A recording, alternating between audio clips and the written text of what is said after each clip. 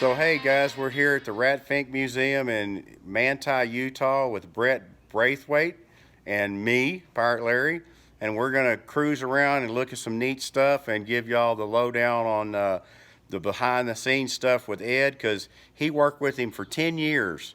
10 years he worked with Ed, so this is gonna be interesting, so stay tuned.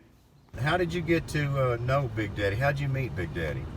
So the day he was moving in, we were having scouts, and he asked us to come over and help move some furniture into the house. And so from then on, I got to help him there, and then he asked me if I wanted to earn some more money, and I said sure, and yeah, and he put you to work. he did. So he had a heck of a work ethic, right? He did. He liked things done a specific way, and if it wasn't something I knew how to do, he would take some time and teach me how to do it, and then from there on I could do it myself. Any of the other guys get to work with you guys at first? None of them wanted to, which was kind of strange. Right. Well, that probably made you stand out with Ed, because you were like, he's a worker. So what other, after that, when did it turn into like you were really working with Ed or working for Ed?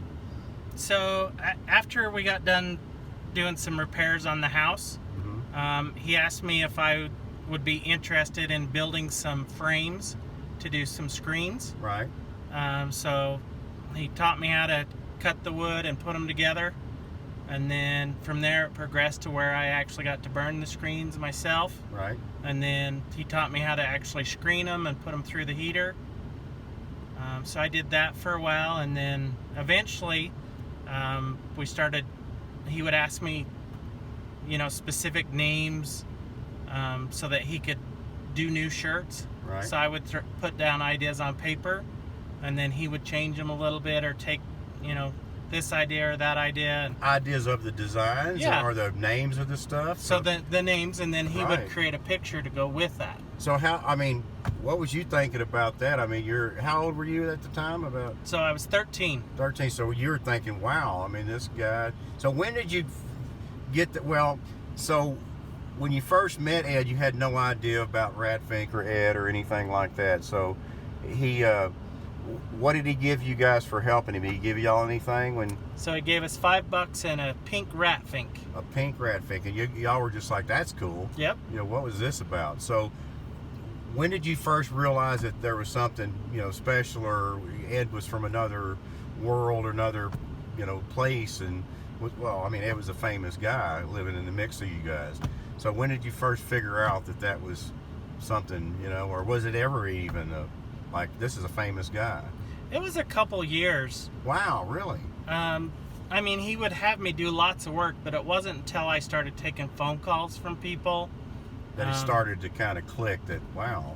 Yeah, so he had this curio cabinet in the granary, and would receive tons and tons of faxes, and it was my job to take the faxes and prioritize them on the curio cabinet. So if it was really important, I'd put it on the right side. If it could wait or didn't need to be done right away, I'd put it on the left hand side. And then I had to make sure there was enough fax paper in there each time. And he pretty much responded to all the contacts he had. Didn't he try to? Or? He did. He did, yeah, okay. So if he couldn't call him right at the show, right, he would call him when he got back. I would make a list of all his messages. And sometimes I would send them to him if it was important, where he needed to call right away. But he was fantastic at getting back to people. He felt it was important. And he was very genuine about his comments. Oh, yes. Yes. So if you ever did receive something from Ed and wondered, he was very genuine. He had a memory that was crazy. He had a photographic memory, so... Right. So he was doing screen prints and everything here, and he was here, how long was at this particular home? So it was a couple years. Okay. We did the first black and white trading cards here. So he printed up, it was either 58 or 60 designs, and it was my job to put them all together and put them into packs so they could sell them. Now, was he touring at this time, Annie? Was he still going on the road at this time? Yeah, so he would tour, and then it was my job to make sure that I got the kids club packets out. Right. Any orders that needed to be done. That or if he needed shirts shipped somewhere or decals or whatnot. Was it just you and him? Uh-huh. Wow. So all that stuff that was going on and the amount of merchandising and stuff was crazy, right? I mean, it was a lot of stuff. It was busy. It was busy. And then he's going off on the road. And you just maintained what was going on here when he was gone? Or? Yep.